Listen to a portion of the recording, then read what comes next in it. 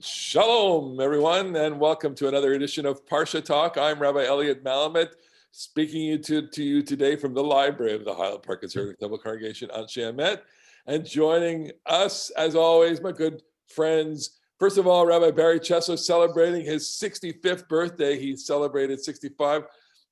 Jeremy Kalmanovsky, Anshe Chesed in New York City, Rabbi Jeremy Kalmanovsky. I was going to say, we had such a great party with Rabbi Chesler last Sunday.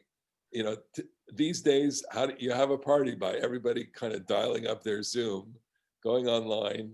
Well, it was surprisingly effective, and I was very impressed that Carol got people from all pieces of my life, and some of whom I haven't been in touch with for many years. So it was really great. And they're all fans of Parsha Talk. Well, how can you not be? And we welcome our fans. We welcome many, many viewers. And we want to remind everyone that you can email us. Some of you have already at Parsha Talk. That's Parsha talk at gmail.com.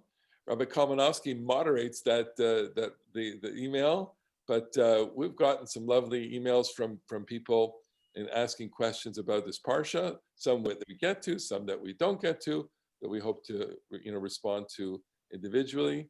But we have a wonderful Parsha, Vayera. Vayera is familiar to us because we already read a good 2 chapters of Vayera a few weeks ago at Rosh Hashanah. So we're not going to go into those stories.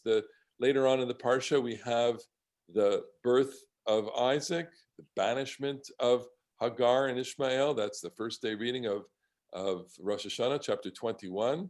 And then the Akedah, the binding of Isaac, which is chapter 22, which, let's face it, even 20 minutes in a conversation like this would never exhaust the possibilities of interpretation of the Akedah. So we're going to leave that. And since we dealt with that on Rosh Hashanah, we want to talk about some other parshiot, just to have a synopsis. First of all, Abraham is recovering from his circumcision. He's visited by 3 malachim, 3 guests. There's a great moment of hospitality at the beginning of the Parsha, and Abraham feeds them. We learn a lot from that first scene.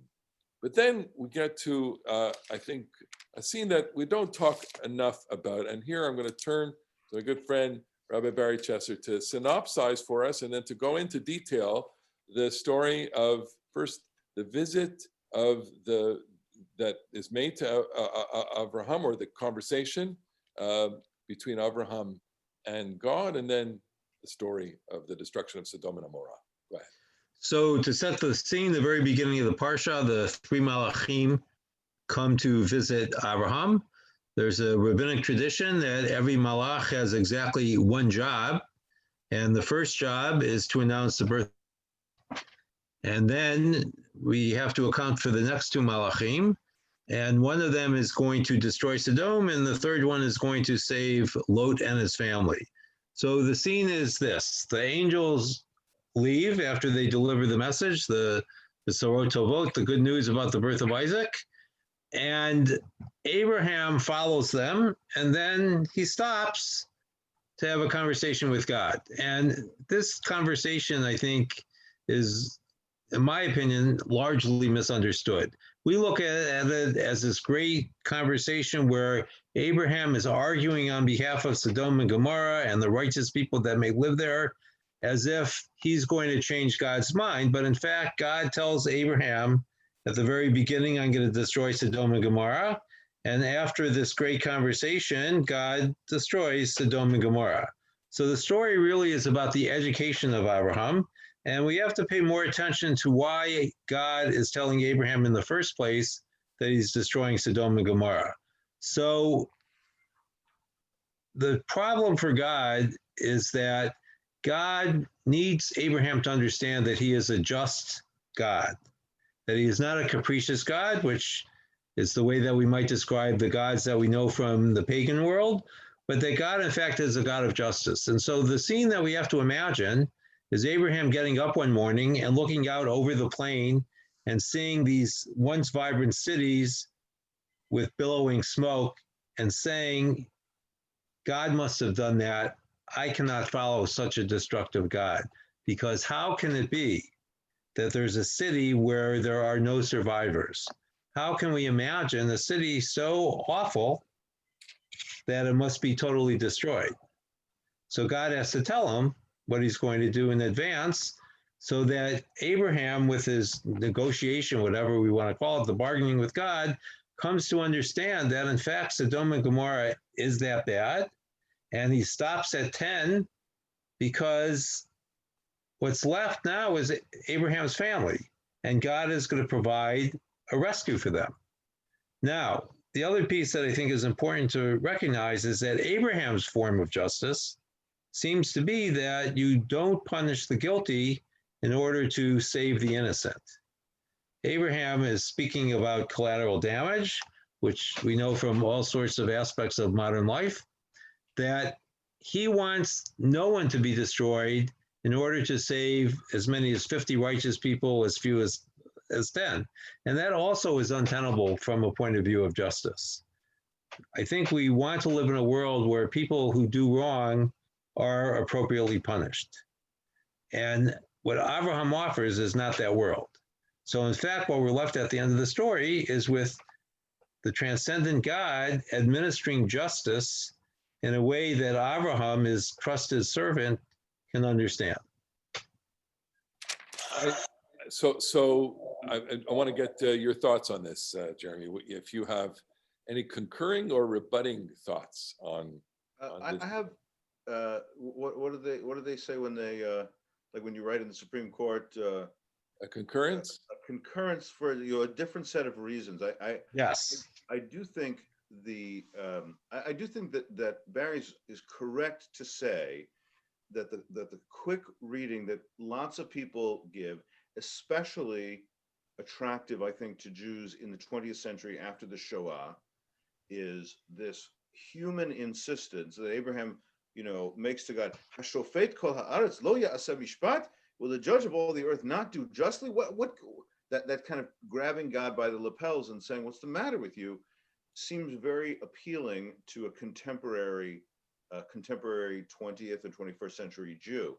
And I agree with Barry that that's a little bit off, although I think it's a little less off than he thinks it is, because I do think that this is about Abraham's education, but I think part of Abraham's education is the process of discovering the moral valence of holding God to mishpat, of appropriate justice. So God has said just to Abraham, said about Abraham just before this scene, in explaining why it is that God has made this brief with the people, with this family.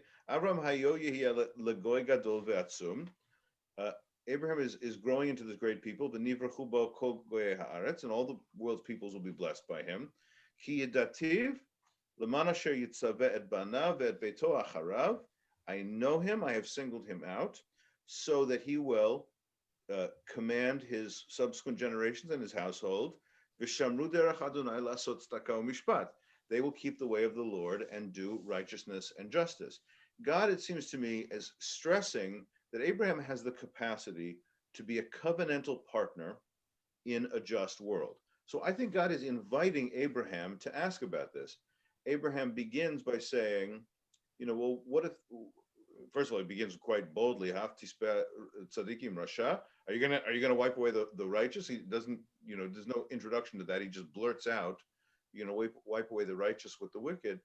And by starting with 50 and 45, 40, 30, 20, 10, he is asking what I think is a really important question. Isn't there a kernel of renewal in each of these numbers?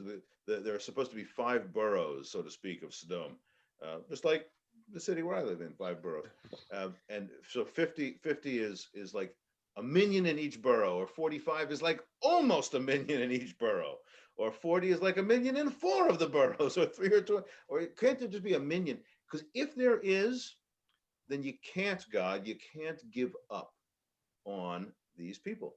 And I find that just really stirring, even though it's 100% correct what Barry said, that God has a plan for rescuing the tiny number of individuals who are worth saving and destroying the rest when the conclusion has been reached that there is no hope for renewal. But I love the fact that God is asking Abraham, the covenantal partner, to insist that every possible avenue is explored, whether or not there is a reason to have some faith and a second chance and an opportunity to maybe like make something good, make something promising out of all of the bad stuff that has gone on in Sodom and Gomorrah. All right, so let me jump on one issue, which is and have you do the exercise here for me and interpret the verse, because Jeremy, you quoted the Va'avram Hayo Yiyeh L'Goy Gadol, which is chapter 18, verse 18, which then says, that Abraham, I've singled him out that he may instruct his children and his posterity to keep the way of the Lord by doing what is just and right. La'asot tzedakah mishpat. Prior to that, verse 17, I find verse 17 to be the really gorgeous verse here. Va'adonai amar. God says, "Hamechaseh ani me'Avraham asher ani oseh." Am I going to hide from Abraham what I'm going to do? In other words, that is the opening of this relationship. That is, and I'm going to read the story. I'm going to present here, I guess, that this is not a story only about what happens to these two cities, and this is a story about the relationship between God and Abraham. But it's also a story about the confrontation with evil, which is later going to be picked up by Sefer Devarim. In Sefer Devarim, we read over and over again, you have to destroy the evil in your midst. And Sodom, one second, Sodom and Gomorrah have to be destroyed. And Abraham, if he is going to believe in a God of justice, has to accept that can be justice. I agree with you about the opening, and it is a relationship. That's why we have the conversation in the first place, and I think you made a very important point. But the substance of this conversation is about evil, and sometimes evil has to be destroyed. And I guess part of the counterpoint to this story is the buffoonery associated with Lot. So nothing really bad happens with Lot, although his choices of behavior we find morally reprehensible. But no one dies, right? We don't know, he's not really punished for his actions. He wants to offer his daughters to the townspeople to do what they will in order to protect his reputation as a hospitable host. He's going to father two kindred nations of the Israelites with his daughters. So hold off on that. I just want to get Jeremy's reaction to the relationship thing. I mean, how do you see this? Give me your little drush on Hamechaseh ani me'Avraham. Am I going to hide anything from him? Well, fortunately, God never hides from us anything. God always reveals to us exactly what's going on. Not true. No, of course not true. I'm being kidding. Of course not true. God is Hamechaseh, not. So there's tremendous irony here. Yes. So I'm going to just repeat what I said before. I think that God is inviting Abraham in to this conversation, and there's almost a little bit of humor in, shall I hide? Let's talk about this. By the way, our listeners will perhaps know this already. There's an amazing, I'm sure, I don't remember where this actually is in Chazal, but it's quoted in Rashi, the Abraham Odeno Omed Lifnei Adonai, that Abraham is still standing before God after he's moved the angels along, and Abraham is still standing before God to have this conversation. The Rashi says that this is one of the examples of the Tikkun Sofrim, the number of passages where the Bible itself changed the language to from quote unquote what God wrote to something that sounds better, because the Torah is kind of that the angels moved along, left Abraham behind, and the logical thing to say is that God was still standing before Abraham, but it was seen to be not derech eretz, to say that God was waiting before the person. So the Moshe or the Sofrim or whoever it was changed it to say that Abraham is still standing before God.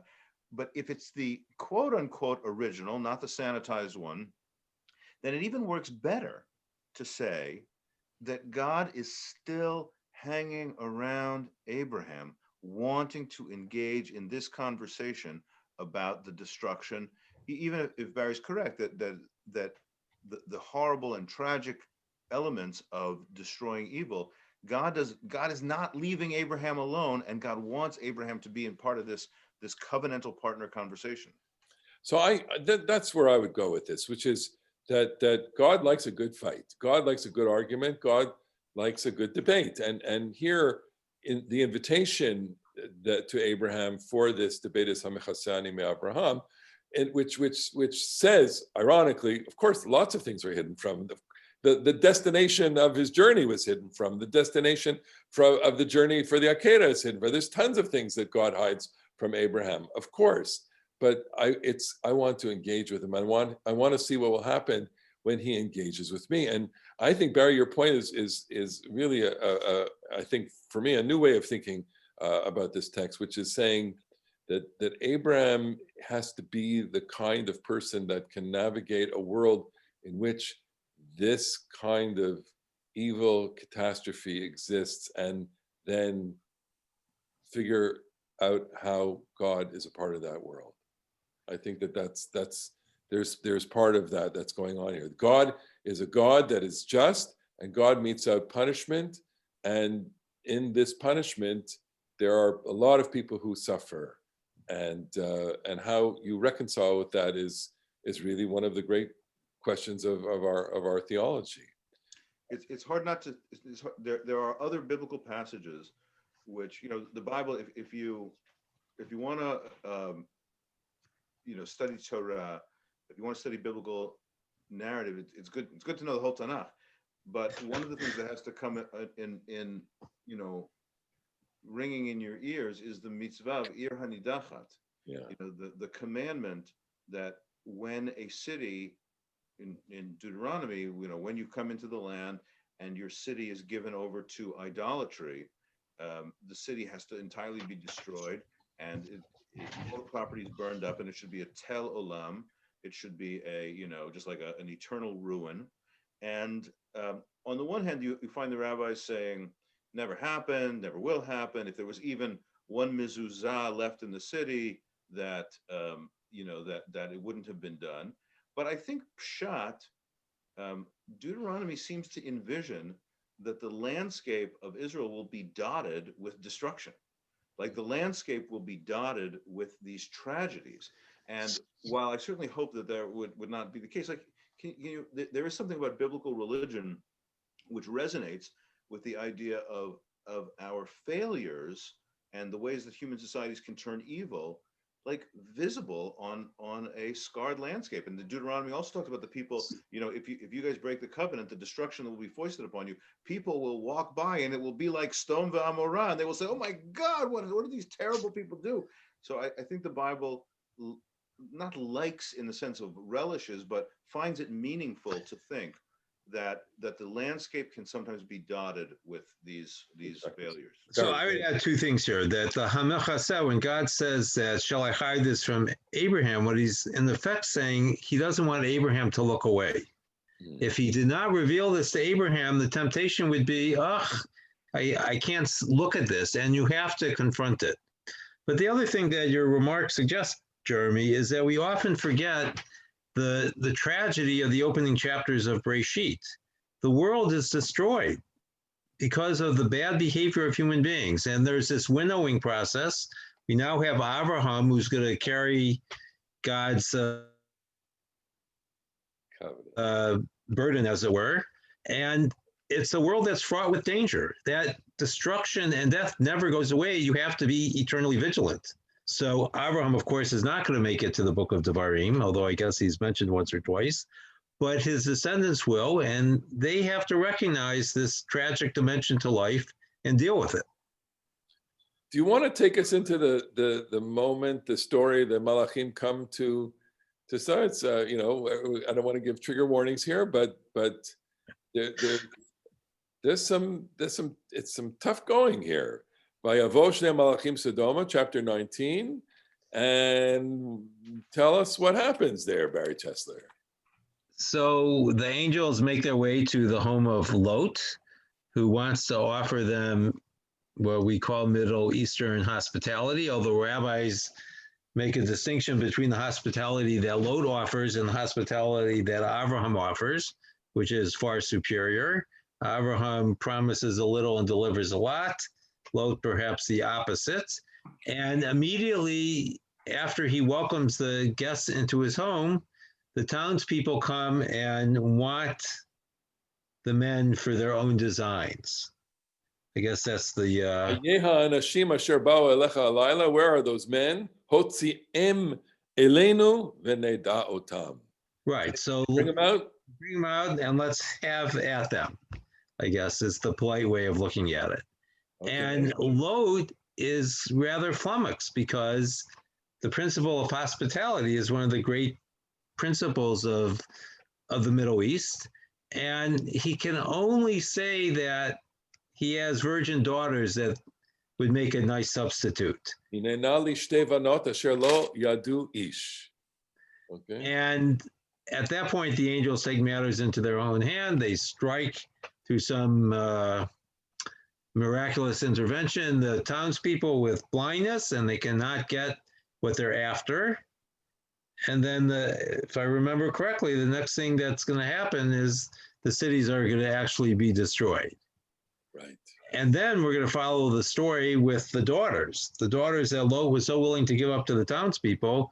He, in fact, is going to sleep with under the cover of drunkenness, I guess recalling his ancestor Noah, and father two great nations who are neighbors of Bnei Israel throughout the Tanakh, Ammon and Moab. I want to say just a couple of things about this. Is that, again, in the category of the Tanakh repeats its stories, so we tend not, probably our listeners haven't been to the end of the book of Judges, but one of the, I would say, the worst passage in the whole Tanakh is the story of the rape of the concubine in Giva, the Pilegesh Begiva story, and it's the same story, that there's a man traveling with his concubine, and he throws her out to the mob for a brutal gang rape, and she's ultimately, unlike the daughters, not saved by an angel, and it's just a heartbreaking story that she's sort of crawling away, and she ultimately expires with her fingers on the threshold of the house, and the behavior is so terrible. The people in Giva and the tribe of Binyamin are so awful that it triggers a civil war, all the other tribes, against Binyamin. So in the Tanakh, this story of Lot, and the Sodomites are just totally wretched, but the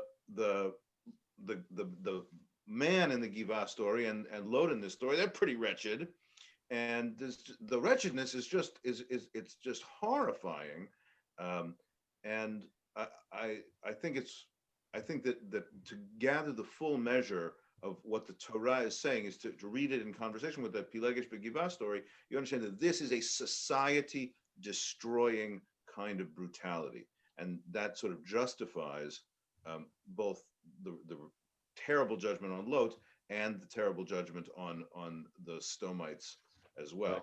So Jeremy, what you're referring to is I think it's chapter 18, 19 in the book of Judges, early on in the history of Israel, and again the cardinal sin that happens there is that this man and his concubine have no place to go.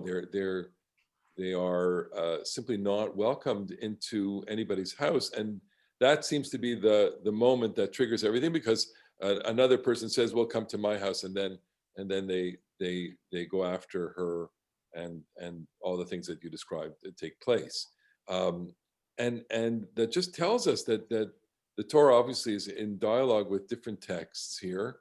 And that I'm trying to go back to one idea, which is, so in the end, Lot is Abraham's nephew. Lot is Abraham's his adopted brother, basically.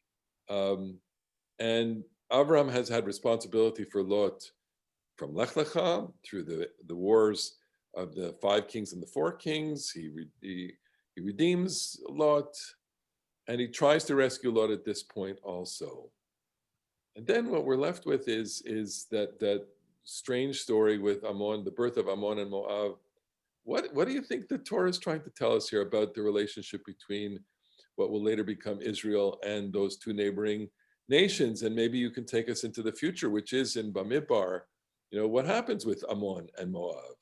And what is the relationship between these neighboring peoples, Israel, Ammon, and Moab? Jeremy? So the Lot and his daughters escaped the smoking city.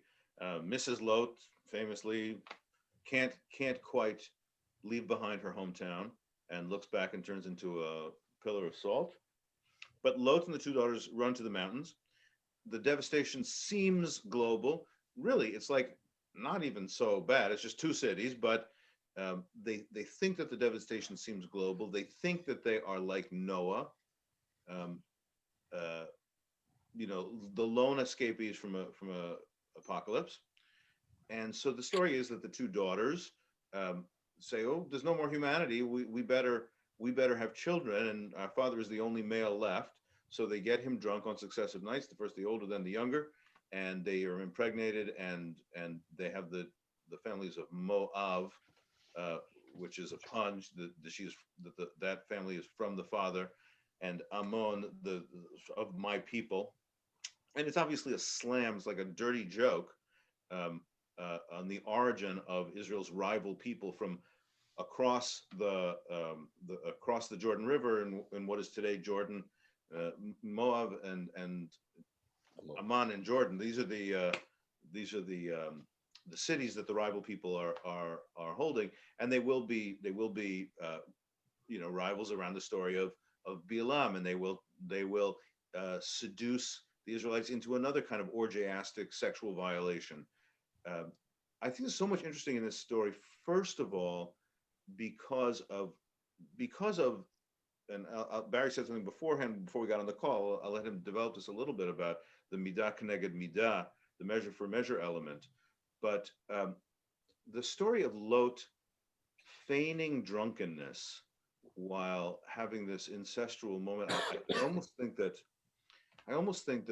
there's something kind of wise about the Torah saying, about abuse, like people blaming it on drunkenness or blaming it on some sort of substance abuse. Like, come on, that's completely bogus. There's no chance on earth that Lot is so drunk that he doesn't know what's going on, and yet he sort of allows himself into this sexual violation story. So the question then is why? Is it because the 2 girls in the story? I want to say a little. I think the Torah is kind to them because after the Noach story, the world does have to be repopulated, and I think that the daughters are presented as being panicky and desperate and having a good impulse to have more children, have the life go on. But I think that Lot is portrayed as just awful. So it raises an interesting question. Why is Lot consent to this? Is it because he agrees with the daughters that the world is completely destroyed and there's nothing left? Or is he unable to control his physical desires, which would only make him worse rather than better? So I think at the end we're left, is there anything redemptive about Lot? And it's hard to say that. But what I wanted to suggest is that the story has a comic element to it, I think. It's, from the perception of the Israelites, the Moabites and Ammonites are the results of inbreeding. And so it's a way of laughing at them. Just like in modern culture, we have regions of countries that are associated with inbreeding, and they become the laughingstock of those countries. You know, they're also Kentucky there, man. I want to just take an issue with you and say, of course, I don't have any experience, and I neither have do read I. I have read too many accounts of people blacking out and having horrible sexual things happen to them, and waking up and not knowing where they are. I mean, this is part of this is in our landscape.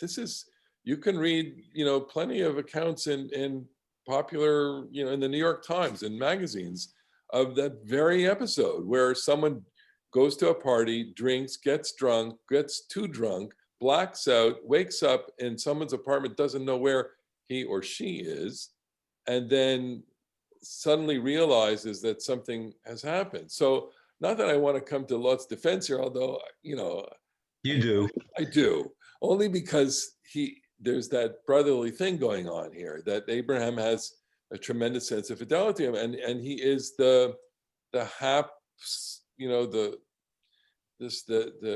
shmagegi. Lot is just a hapless character. Again, I think it's part of the winnowing process. So Lo represents Abraham's sibling. Abraham will have two sons, one of whom is going to be cut off, and Yitzchak will have two sons, one of whom is going to be cut off, because this process of developing God's people requires refinement.